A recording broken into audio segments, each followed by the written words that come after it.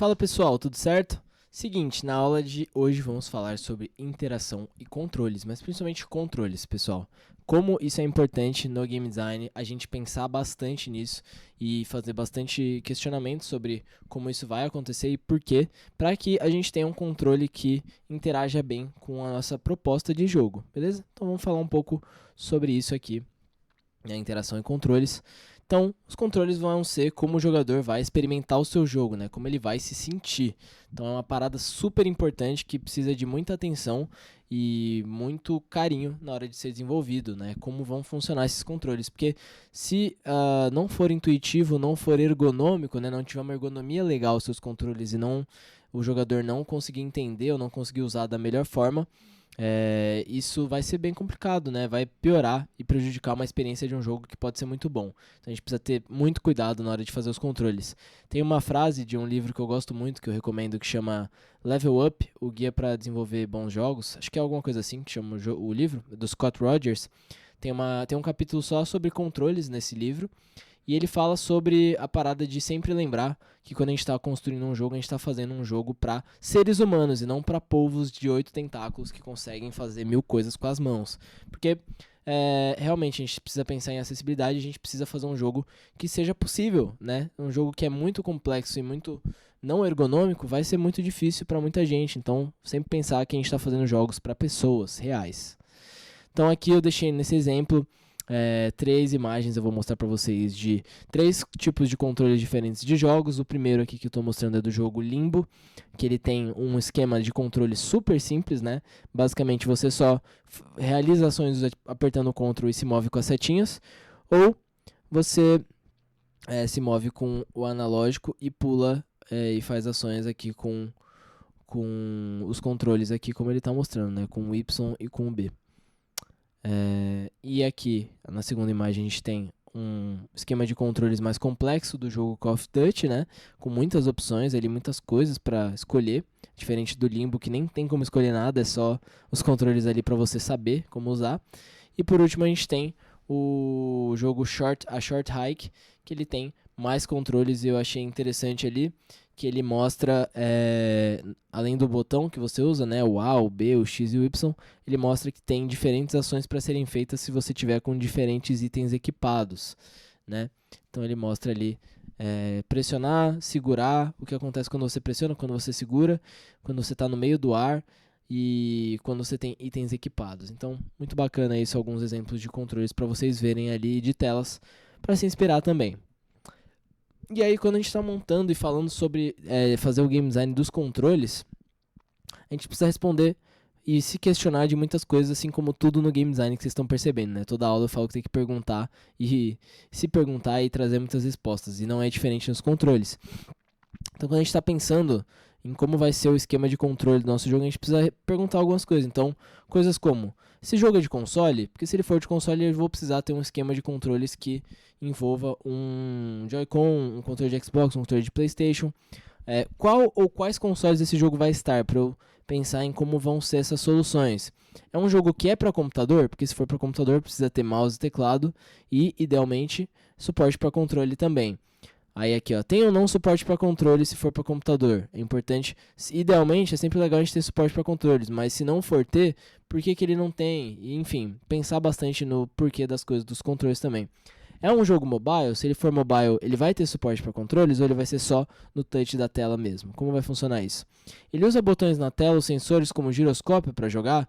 Então, jogos como o Zelda Breath of the Wild, por exemplo, ele tem o uso de giroscópio e sensores do próprio Nintendo Switch, dos Joy-Cons, para você usar em partes específicas do jogo, né? Então, tem labirintos dentro de shrines que você usa o giroscópio. Então, pensar em usos para giroscópios, para sensores e coisas que o console que você estiver desenvolvendo, ou o celular, por exemplo, tem, às vezes é interessante para dar uma dinâmica de gameplay diferente. Então, um controle bacana, um controle diferente, então, fazer essa pergunta.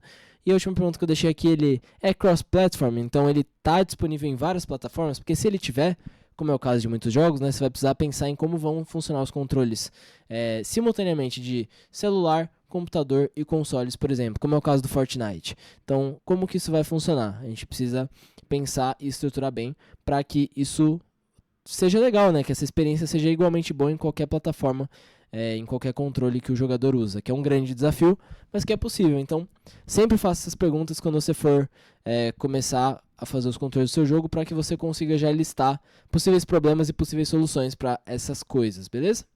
Então, dito isso, tendo essas respostas, né, sobre como vai funcionar, eu gosto dessa imagem que eu peguei do livro que eu falei, do Level Up, do Scott Rogers, e uma coisa que é muito importante é a gente pensar na ergonomia de como a gente vai criar os nossos controles. Então, quais ações vão estar em quais botões, né?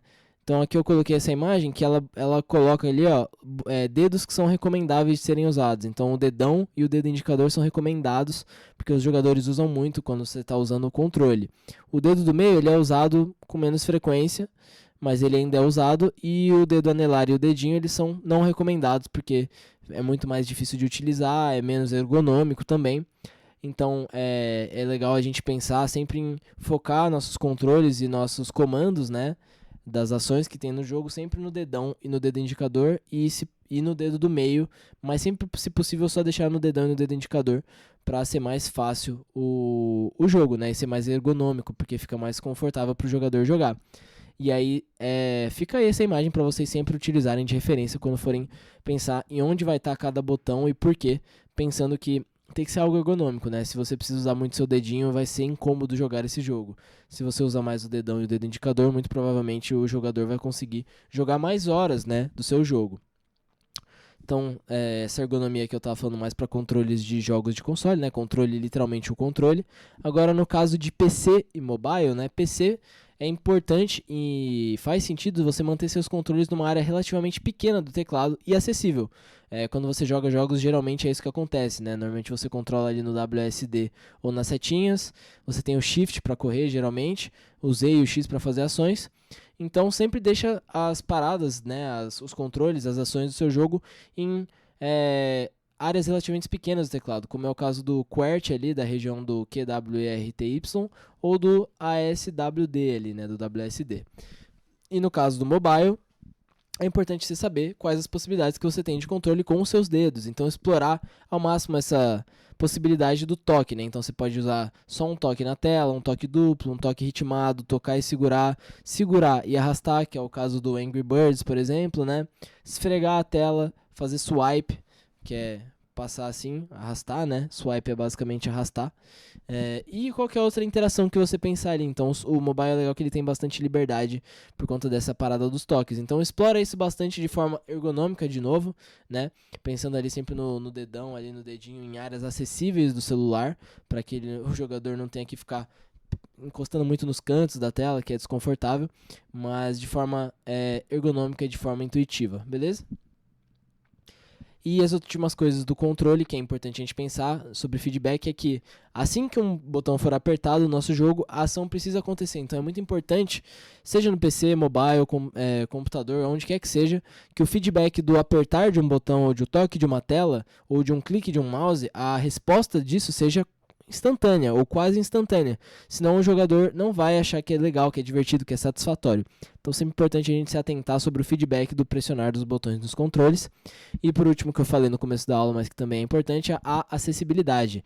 Então sempre pense no maior número de pessoas e perfis diferentes possíveis quando você for fazer seus controles. Então, como que uma pessoa que tem alguma deficiência motora vai conseguir jogar esse jogo? Como que uma pessoa que tem qualquer dificuldade vai conseguir acessar e jogar esse jogo também? Pense nisso, porque a gente tem uma gama muito variada de jogadores hoje, cada vez mais aumenta a quantidade de pessoas que consomem videogame. Então, tente fazer com que esse controle do seu jogo seja o mais acessível possível, beleza, pessoal?